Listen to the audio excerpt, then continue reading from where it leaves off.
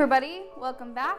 If you're new here, my name is Amy. I'm a witch and we talk about witchcraft and spirituality and stuff here on my channel. So, welcome.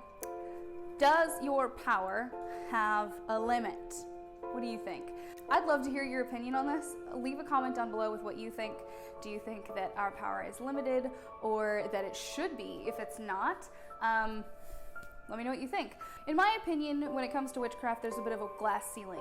You know, you there's this concept that you could do anything, but when it comes to practicing witches and their books, their materials, training, and informational blog posts, stuff like that, whenever you're doing your research, you often find people are limiting what they can do or limiting what they believe their subscribers or their readers can do. They basically make a point that witchcraft is sort of all in your mind, and it's sort of this thing that we do to make ourselves feel better about the situation that we're in, but it's not going to work like the kind of magic in Harry Potter or in Disney where like you say a spell and then a thing happens. And I guess I'm just gonna go ahead and say that I disagree with this notion that we have limits, that there's a glass ceiling, that we can only go so far before our power stops working or gets cut off, or the universe decides that what we want to do is not in the cards. There are ways that we can sabotage our own power, but I really don't believe that there's anything that we can't do, singularly or together. I mean, when people are together and they decide that they want something to happen, and they set their mind to it, it does, and that's why covens are so powerful.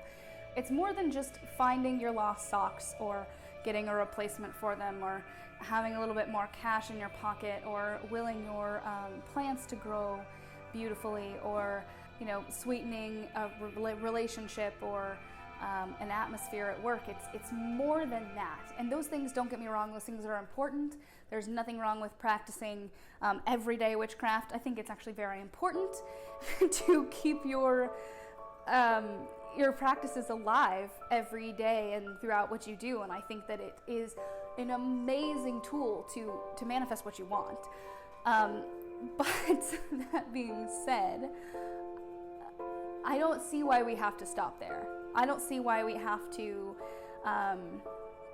say, like, this is what I really want, but I think I'll only go this far.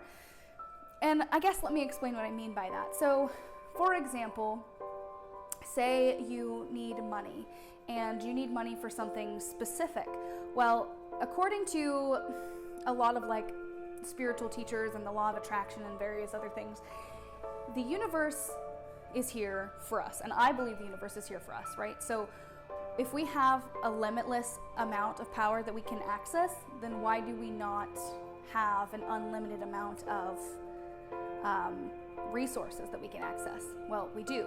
But when we think about needing money, we think about the thing that we need it for right now. Like, oh, my rent is due and I need a few extra dollars, or oh, this bill came up and I need to be able to pay for a medical treatment or something like that. And those things are really important. And doing spells for the money to be able to accomplish those things, I don't think that there's anything wrong with that. But you don't really find people doing spells to bring unlimited wealth or abundance into their lives. You don't really find people writing spells very often that go along the lines of, everywhere I go, I'll make friends, or everything is always working out for me. Those sorts of things. It's like we decide that we want to affect reality to a certain point, but then we put it in a box and we say, well, this is all that we can really do. And that's our human brain saying, like, don't go too far, don't ask for too much. But the universe is limitless. Spirit is limitless. The power that we have the ability to tap into and our own personal power is limitless. And I guess it was a little bit preachy, but that's really what I wanted to talk to you guys about today, is not limiting yourself as a witch, as a person, as a professional. It doesn't really matter if you think you can accomplish it or you think that it's too big. Really what matters is that you believe in it, and it'll be there. I mean, that's really what it comes down to.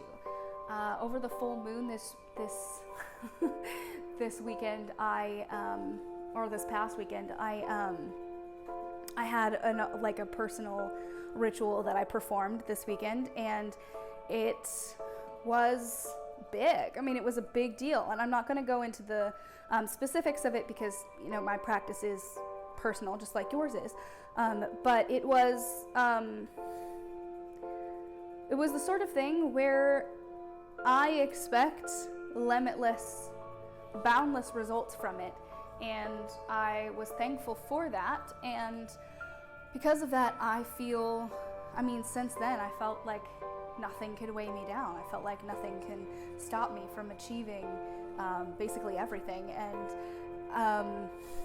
that kind of magic is really, really powerful. All magic is powerful, but like if you really put your heart and soul into believing that nothing can keep you from having the best life you can possibly have, then nothing can keep you from having the best life you can possibly have. So the next time that you want to ask for something small, and I'm not saying that there are small spells, but the next time you think to yourself, like, I just want this thing, I challenge you to challenge yourself to think beyond that one thing. Think to the future. Think to what will give you freedom, what will give you happiness, what will help you on your path so that you don't have to keep repeating this, you know, I need money for my rent, I need money for my rent, I need money for my rent. What will help you get to the point where you can focus on your life, your career, your family, and what really matters to you, rather than worrying about the stress of finding,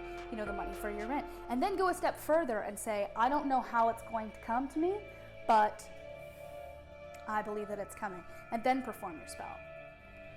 Think of the biggest possible thing ever, and then just decide, you know what, like go full on Fantasia, right? Like, why settle for a sparkler when you can have endless fireworks that never die?